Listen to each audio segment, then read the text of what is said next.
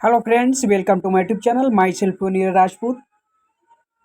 तो आज मैं फिर से आप लोग के लिए क्लास नंबर 2 लेकर आ गया हूं। तो आज मैं इस क्लास में आप लोग को बताऊंगा वर्कशॉप हजार्ड एंड सेफ्टी। तो जिस भी एरिया में आप लोग काम कर रहे हैं, जिस भी वर्कशॉप में काम कर रहे हैं, तो उसमें काम के अकॉर्डिंग बहुत सारी दुर्घटनाएं हो जाती हैं। हमारी लापरवाही के कारण हम लोग प्रॉपर सेफ्टी नहीं यूज करते हैं और प्रॉपर टूल्स नहीं यूज करते हैं। इसके कारण क्या होता है कि हम लोगों को नुकसान होता है, हमारी मशीनरी को नुकसान होता है और हमको नुकसान होता है। तो इसमें आज आप लोगों को बताऊंगा कि हजार्ड को आप लोग कैसे एनालाइज करेंगे और हजार्ड को कैसे पहचानेंगे और उसके लिए क्या क्या सेफ्टी यूज करेंगे। तो इसी पर आज हम चर्चा की। ये जो वीडियो है वो आईटीआई के जो नए स्टूडेंट हैं उनके लिए बहुत ही महत्वपूर्ण रहेगी। तो आज की वीडियो शुरू करने से पहले आप लोग को बता दें, यदि आप लोग मेरे चैनल पर पहली बार आए तो आप लोग मेरे चैनल को सब्सक्राइब जरूर करें, ताकि मेरी आने वाली कोई भी वीडियो आप लोगों को सबसे पहले मिल सके। तो वीडियो शुरू करते हैं, आप लोग को दिखाते हैं आज की वीडियो। इसी प्रकार के वीडियो देखने के लिए चैनल को सब्सक्राइब करें और वीडियो को शेयर करें। तो आज की वीडियो है class number 2 RAC trade theory workshop hazard and safety. तो इसके अंतर्गत आप लोग को हम बताएंगे व्हाट इज एस्टेंट, एस्टेंट क्या होता है और कैसे साफ एस्टेंट किस कारण से एस्टेंट होता है, hazard identification risk assessment, hazard को आप लोग कैसे आइडेंटिफाई करेंगे और उसके लिए क्या क्या पीपी यूज करेंगे, मतलब क्या क्या सेफ्टी यूज करेंगे, और सेफ्टी साइन क्या होता है और फायर एग्जीक्यूटर क्या होता है। तो एस्टेंट क्या है? किसी ने जानबूझकर दुर्घटना नहीं की है। दुर्घटना ऐसे कारण से होती हैं जिनका पूर्वाभास नहीं होता है। कभी कभी उन्हें होने से रोकने के लिए कुछ भी नहीं किया जा सकता है। उदाहरण के लिए किसी मशीन का कोई पुर्जा विफल हो जाता है जब किसी के पास यह सोचने का कोई कारण नहीं होता है कि उसमें कुछ गड़बड़, या वाहन का चालक पहिए में गिर जाता है। हालांकि अधिकांश दुर्घटनाएं मानवीय त्रुटि, अज्ञानता या अपेक्षा और स्मृति या लापरवाही के परिणामस्वरूप होती। इन हादसों को रोका जा सकता है और लोगों अगर लोगों ने किसी समय अलग तरह से काम किया तो वह घटना, जिसे हम दुर्घटना कहते हैं। कहने का तात्पर्य यह है कि दुर्घटना जानबूझकर नहीं होती है, अचानक होती है, लेकिन इससे हम कुछ हद तक बच सकते हैं अगर हम प्रॉपर तरीके से काम कर रहे हैं, या फिर हम प्रॉपर पीपीटी, या फिर हम पीपी पहन रहे हैं, प्रॉपर सेफ्टी टूल पहन रहे हैं और प्रॉपर हम टूल्स का प्रयोग कर रहे हैं। लेकिन अगर हम प्रॉपर पीपी यूज कर रहे हैं, प्रॉपर टूल्स यूज कर रहे हैं और जो मशीनरी उसकी हम पीपीएम हर 3 मंथ में बराबर करवा रहे हैं, तो इससे हम बच सकते हैं। तो स्टेंट आप लोग समझ में आ गया कि स्टेंट क्या होता है, कि जिसका पूर्वाभास पहले से नहीं होता है और कोई दुर्घटना अचानक हो जाती है, उसी को हम क्या कहेंगे? स्टेंट। तो किन कारणों से होता है ये स्टेंट? दुर्घटना किस कारण से होती है? खतरे की अभिज्ञता, सुरक्षा की अनदेखी, लापरवाही करना, उच्च सुरक्षा प्रक्रियाओं की समझ का अभाव होना, कार्यस्थल की विषम स्थिति होना, अपर्याप्त प्रकाश और वेंटिलेशन होना, उपकरणों या अनुचित उपयोग, असुरक्षित स्थिति, ये सब मुख्य कारण हैं जिनके कारण दुर्घटना होती है। Hazard identification and risk assessment, worker को किसी भी स्थान या फिर किसी वर्कशॉप या फिर किसी मशीन पर काम करने से पहले यह सुनिश्चित कर लेना चाहिए कि इस काम को करते वक्त क्या क्या खतरा हो सकता है और इसके लिए हमको क्या क्या सेफ्टी यूज करनी चाहिए और किस तरह के टूल प्रयोग करना चाहिए। अगर हम इन सब बातों का ध्यान रखते हैं तो हम एक बड़ी दुर्घटना से बच सकते हैं। तो आप लोग जब भी किसी मशीन पर या कहीं भी स्थान पर काम कर रहे हैं, जैसे आप लोग किसी इलेक्ट्रिसिटी पे काम कर रहे हैं, तो उसमें क्या शॉक का ज़्यादा खतरा रहता है। उसके लिए हम लोग क्या करेंगे? एलटीएसटी में वर्क काम करते वक्त जो लाइट वाले ग्लव्स आते हैं उनका हम प्रयोग करेंगे। तो किसी भी मशीन पर यदि हम वर्क कर रहे हैं तो उसको पहले सुनिश्चित कर लेना है कि इसमें हमको क्या क्या खतरा हो सकता है। तो उसी के अकॉर्डिंग हम लोग पीपी यूज करेंगे, उसी के अकॉर्डिंग हम लोग टूल यूज करेंगे। तो हम लोग यदि इस सब बातों का ध्यान रखते हैं तो दुर्घटना से हम लोग बच सकते हैं। तो यही है हजार्ड आइडेंटिफिकेशन। खतरा को किसी मशीन से किसी भी कहीं भी काम करने से पहले वहाँ का क्या खतरा हो सकता है उसको पहचानना, उसी के अकॉर्डिंग क्या करना, सेफ्टी यूज करना, उसी को क्या कहते हैं? Hazard identification and assessment. इसका शॉर्टकट होता है हीरा। अब बात करते हैं सेफ्टी साइनेज। तो सेफ्टी साइनेज इसलिए इसमें हमने इसका सेफ्टी साइनेज को इसलिए हमने इसमें रखा है कि सेफ्टी साइनेज से आप लोग बहुत से खतरों से बच सकते हैं। जब आप किसी भी निर्माण स्थल पर अपने काम के बारे में जाते हैं तो आपको कई तरह के संकेत या संकेत और नोटिस दिखाई देते हैं। इनमें कुछ से आप परिचित होंगे। उदाहरण के धूम्रपान ना करने का संकेत, अन्य जिनमें आपने पहले नहीं देखा होगा। यदि आप पर निर्भर है कि आप जाने कि उनका क्या मतलब है और उन पर ध्यान दें कि संभावित खतरे की चेतावनी देते हैं, उन्हें नज़रअंदाज नहीं किया जा सकता है। सुरक्षा संकेत 4 अलग-अलग श्रेणियों में आते हैं। इन्हें उनके आकार और रंग से पहचाना जा सकता है। कभी-कभी केवल एक प्रतीक हो सकता है, अन्य संकेतों के अक्षर या अंक शामिल हो सकते हैं। अतिरिक्त जानकारी प्रदान करते जैसे बाधा की निकासी, ऊंचाई या क्रेन का सुरक्षित कार्य।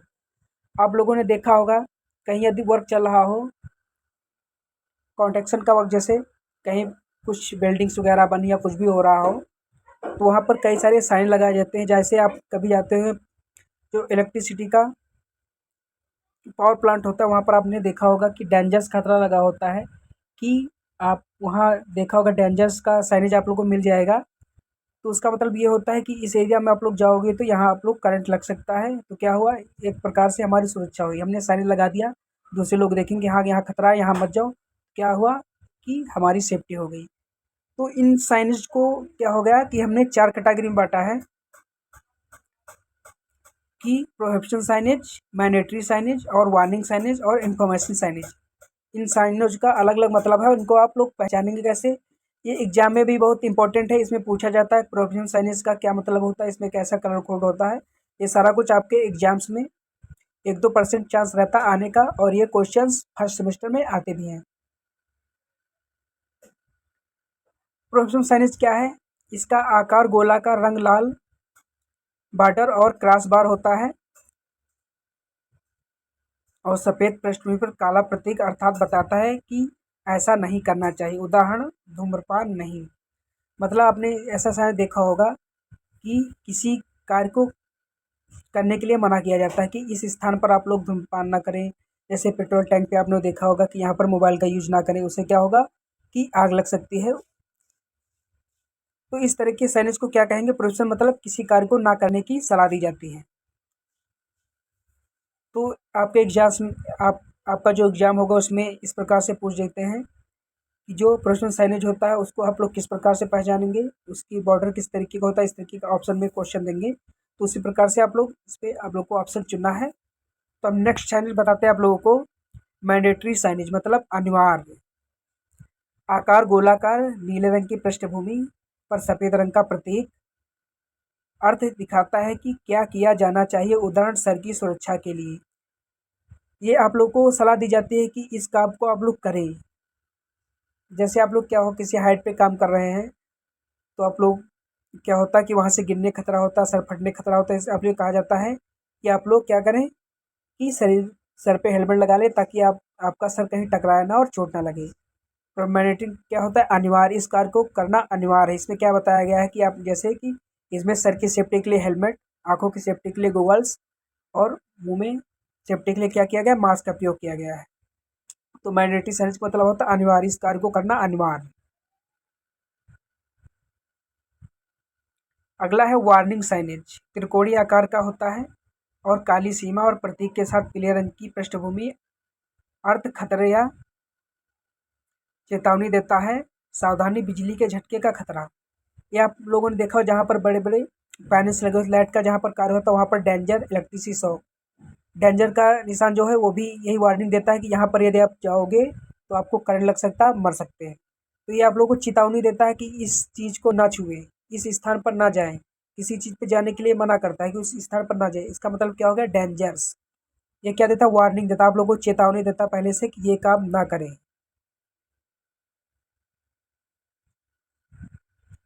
अगला साइनेज है इन्फॉर्मेशन। किसी चीज़ की जानकारी देता है कि ये चीज़ वहाँ पर जाओगे ये चीज़ आपको मिलेगी। तो यह चौकोर आकार का होता है या फिर आयताकार का और हरे रंग की पृष्ठभूमि पर सफ़ेद रंग के प्रतीक, अर्थ इंगित या अर्थ इंगित सुरक्षा प्रावधान की जानकारी। उदाहरण आप लोगों ने कई जगह देखा होगा कि फर्स्ट एड।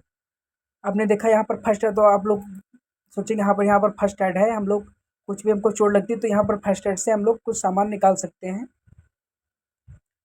और आप लोग देखा होगा कि डॉक्टर्स का निशान बना होता है, तो उससे आप लोग पहचान देते हैं यहाँ कोई हॉस्पिटल है। तो ये इस प्रकार के जो निशान होते हैं वो किसी न किसी चीज़ के बारे में इन्फॉर्मेशन देते हैं, संकेत देते हैं कि इस स्थान ये काम आपको यहाँ मिलेगा, ये चीज़ यहाँ है, ऐसा संकेत देते हैं। जैसे कि आप लोग रिफ्यूज पॉइंट, यहाँ से आपको रिफ्यूज किया जाएगा। फायर असेंबली पॉइंट, जैसे आप लोग पता है यहाँ पर फायर असेंबली होती है।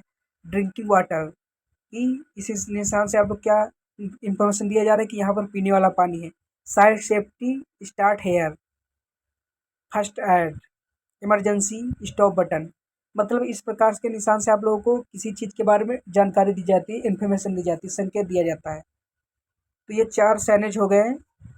ये आप लोग इनका कलर कोड जरूर याद रखें, क्योंकि एग्जाम्स में इनके कलर कोड पूछे जाते हैं। अब बात करते हैं फायर की, क्योंकि सबसे बड़ा जो हजार्ड होता है वो फायर का होता है। फायर के बारे में हमको जानना बहुत ज़रूरी है।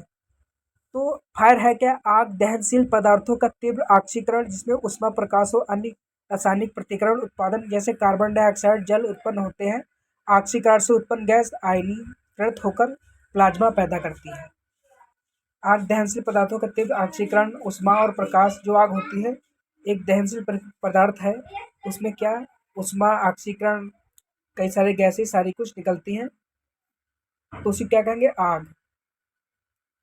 तो आग बनती कैसे है? आग में ये 3 चीज़ जब आग को बनाने के लिए ये 3 चीज़ें जब आग के पास होंगी तभी आग जलेगी। नंबर 1 ऑक्सीजन, ऑक्सीजन जहाँ होगी वहाँ आग आग आग हो जाएगी। ये जब 3 चीज़ें एक ही साथ मिलेंगी तभी आग बनेगी। तो नंबर 1 ऑक्सीजन, नंबर 1 हीट और नंबर 3 ईंधन। ये तीनों चीज़ें हम जब एक जगह स्थान पर मिला देंगे तो आग जल जाएगी। अगर इन तीनों चीज़ों में से एक चीज़ हम लोग रिमूव कर लेंगे तो आग नहीं होगी। तो क्या फ्यूल एक ईंधन हो गया, ऑक्सीजन हो गया और हीट हो गया, मतलब गर्मी। ये 3 चीज़ें जब हम मिला देंगे तो आग अपने आप जल जाएगी। तो ये होता है आग का ट्रायंगल। तो अब बात करते हैं आग कितने प्रकार की होती है। तो आग होती है class A fire, class B fire, class C fire और क्लास डी फायर। 4 प्रकार की आग मुख्य होती है और एक आग आग होती है के। उसके बारे में भी हम बताएंगे, थोड़ा डिस्कस करेंगे। तो हम क्लास ए फायर की बात करेंगे। तो जो क्लास ए फायर की होती है उसके अंदर हम क्लॉथ, पेपर, ओट्स, लकड़ी जो आती है वो सारी चीज़ें क्या होंगी? क्लास ए फायर के अंतर्गत आएंगी। अब हमको पता होना, जब क्लास ए फायर की आग लगी है तो उसमें हम कौन सा फायर एग्जीक्यूटर यूज करेंगे? आग लगी है ए ग्रेड की और हमने फायर एग्जीक्यूटर उसमें डाल दिया सी ग्रेड का, तो आग नहीं बुझेगी और फैलेगी। तो इसीलिए हमको आग को पहचानना बहुत ज़रूरी है कि कौन सी ग्रेड की आग लगी हुई है, किस क्लास की आग लगी हुई है। उसी क्लास का हम लोग फायर एग्जीक्यूटर यूज करेंगे। जैसे क्लास ए में जो फायर हो गई, लकड़ी, पेपर, क्लॉथ वगैरह जो फायर होगी, उसमें जब आग लगेगी उसको हम क्या करेंगे? ए क्लास पे रखेंगे। उसके लिए एग्जीक्यूटिव क्या यूज करेंगे? Most effective extinguisher with water jet, water should be spread on the base fire then be broadly onward CTC extinguisher. तो क्लास ए फायर के लिए हम लोग वाटर वाला एग्जीक्यूटर यूज कर सकते हैं और सीटीसी एग्जीक्यूटर यूज कर सकते हैं। क्लास ए की फायर क्या होगी? लकड़ी, पेपर, क्लॉथ को हम क्लास ए की फायर की कैटेगरी में रखते हैं और इसके लिए हम लोग पानी का प्रयोग करेंगे और सीटीसी एग्जीक्यूटर का प्रयोग करेंगे। क्लास बी फायर है फ्लेबल, लिक्विड, गैस, लिक्विड, सॉलिड। तो जितने जितने प्रकार की गैसें हैं और जितने प्रकार के तेल हैं, वो उनमें अगर यह आग लगती है तो वो क्या होगी? क्लास बी की फायर होगी। उसके लिए हम कौन सा एग्जीक्यूटर यूज करेंगे? Foam foam type, dry powder या फिर CO2 में B use on this type fire. मतलब फोम टाइप झागदार और ड्राई पाउडर यूज करेंगे और CO2 यूज करेंगे इस प्रकार की आग के लिए। क्लास बी फायर के लिए हम लोग क्या करेंगे? फोम, ड्राई पाउडर या CO2 फायर एग्जीक्यूटर यूज करेंगे। फायर एग्जीक्यूटर जो होता है वो हमारा सिलेंडर होता है। आप लोगों ने देखा होगा हर जगह सिलेंडर टंगे रहते हैं। आप लोगों को हर जगह पर ये सिलेंडर मिल जाएगा। हॉस्पिटल कहीं पर भी जाओगे वहाँ पर इस प्रकार के सिलेंडर आप लोग को मिल जाएंगे। अब बात करते हैं क्लास सी फायर की। तो क्लास सी फायर के अंतर्गत इलेक्ट्रिकल पैनल, वायरिंग ETC। तो इस जो इलेक्ट्रिकल की आग होती है उसको हम कैटेगरी सी में रखते हैं। उसके लिए हम लोग कौन सा फायर एग्जीक्यूटर यूज करेंगे? Dry powder executor use on this Special powders have now been developed which are capable controlling और executing this type। तो जो ड्राई पाउडर होता है वो हम लोग इलेक्ट्रिक आग में यूज करेंगे। और कोई भी अब आग लगी है इलेक्ट्रिक की, हमने उसमें पानी झोंक दिया तो क्या और भी करंट फैल जाएगी। तो इसलिए हम क्या करेंगे कि जिस प्रकार की आग लगी उसी प्रकार का हम लोग फायर एग्जीक्यूटर यूज करेंगे। अब बात करते हैं क्लास डी फायर की। तो जो क्लास डी की फायर है वो क्या होती है, मेटेलिक। जो मटेरियल होता है लोहा होता है, उसमें यदि आग लगी उसके लिए हम लोग क्या यूज करेंगे, उसके लिए हम लोग यूज करेंगे halon, carbon dioxide dry powder and vaporising liquid CTC extinguisher can use deal with the fire selecting equipments foam और liquid easy water extinguisher must be. तो इसमें हम लोग कौन सा एग्जीक्यूटर यूज करेंगे, halon, carbon dioxide dry powder, vaporising liquid CTC। Can you use this with fire selecting equipments. इस पर हम लोग फोम और liquid easy water type extinguisher नहीं यूज करेंगे। इसमें आप लोग नीचे देख सकते हैं, हम लोग को फोम टाइप या फिर लिक्विड वाटर इस प्रकार की आग में नहीं यूज करना। आप लोग जैसे ही इसको यूज करेंगे आग और भी फैलेगी। तो जिस प्रकार की आग लगी हो उस प्रकार की आग में उसी प्रकार का एग्जीक्यूटर यूज करना है। हम बात करते हैं के टाइप फायर की। तो के टाइप फायर हमने इसमें शामिल नहीं किया है, तो फिर भी आप लोग बता दें जो के टाइप की फायर होती है वो किचन पे जो आग लगी होती है उसके लिए होती है। तो अब बात करते हैं कि ये A grade, D grade, ABC grade executive पहचानेंगे कैसे। तो आप लोग ये देख सकते हैं, ये जो आप लोग देख रहे हैं फायर एग्जीक्यूटिव सिलेंडर है, इसमें आप लोग क्या ABC। तो ये सिलेंडर ए प्रकार की आग में और बी प्रकार की आग में और सी प्रकार की आग में यूज कर सकते हैं, ये आप लोग देख सकते हैं। तो जितने भी फायर एग्जीक्यूटर होते हैं उन पे लिखा रहता है किस किस आग में ये एग्जीक्यूटर यूज कर सकते हैं। तो जिस भी प्रकार की आग लगी हो उसी प्रकार का एग्जीक्यूटर आप लोग को यूज करना है। तो आप लोगों को फायर और एग्जीक्यूटर अच्छे से समझ में आ गया होगा। तो इस प्रकार के क्वेश्चन एग्जाम में भी पूछे जाते हैं कि ए ग्रेड फायर के लिए किस प्रकार के एग्जीक्यूटर यूज करेंगे, बी टाइप के आग के लिए किस प्रकार के एग्जीक्यूटर यूज करेंगे। तो आप लोग को समझ में आ गया होगा। आप लोगों को हम कुछ बेसिक सेफ्टी पॉइंट बताते हैं। सामान्य सुरक्षा के जो नियम है, श्रमिक को अपने कार्य के लिए पूर्ण जानकारी कर लेनी चाहिए। यदि कोई संदेह हो तो वरिष्ठ अधिकारी से पूछ लेना चाहिए। कोई भी श्रमिक अपने कार्य के बारे में पूर्ण जानकारी नहीं है तो अपने संदेह को अपने से सीनियर आदमी से पूछ सकता है। अगर किसी चीज़ के बारे में जानकारी नहीं हो तो उसको टच नहीं करना चाहिए। अपने कार्यस्थल पर साफ सफाई रखनी चाहिए। कार्य करते समय प्रत्येक श्रमिक को वर्कशॉप की चुस्त फिटिंग वाली पोशाक पहननी चाहिए, मतलब ढीले कपड़े नहीं पहनना चाहिए। कार्य करते समय कमीज की लंबी आस्तीनों को ऊपर चढ़ा लेना चाहिए ताकि काम करते वक्त मशीनों में वो फंसे नहीं। किसी श्रमिक के बाल लंबे हैं तो कार्य करते समय सुरक्षा टोपी पहनकर अपने आवर्त कर लेनी चाहिए। वर्कशॉप में कार्य करते समय किसी भी श्रमिक को अंगूठी, घड़ी, मफलर और टाई नहीं पहननी चाहिए। वर्कशॉप में कार्य करते समय आंखों के बचाव के लिए चश्मा, पैरों के बचाव के लिए मोटे तलों वाले तेल प्रतिरोधी जूते पहनने होने चाहिए और बिना जानकारी के किसी भी मशीन को नहीं छूना चाहिए। कार्य करते समय आपस में मजाक या मूर्खतापूर्वक आचरण नहीं करना चाहिए। वर्कशॉप के फर्श पर तेल या ग्रीस आदि नहीं फैलाना चाहिए। सीढ़ी का प्रयोग करने के लिए उसे धरातल पर अच्छी तरह से रुकावट लगाकर प्रयोग में लाना चाहिए। यदि किसी कारणवश दुर्घटना हो जाए तो उसकी सूचना वरिष्ठ अधिकारी को तुरंत देनी चाहिए। अब हस्त औजारों से कैसे सुरक्षा कर सकते हैं। कार्य क्रिया के अनुसार सही औजार का प्रयोग करना चाहिए। खराब औजारों को प्रयोग में नहीं लाना चाहिए। बिना दस्ते की रेती का प्रयोग नहीं करना चाहिए। टूटे या ढीले दस्ते वाले हथौड़ों का प्रयोग नहीं करना चाहिए।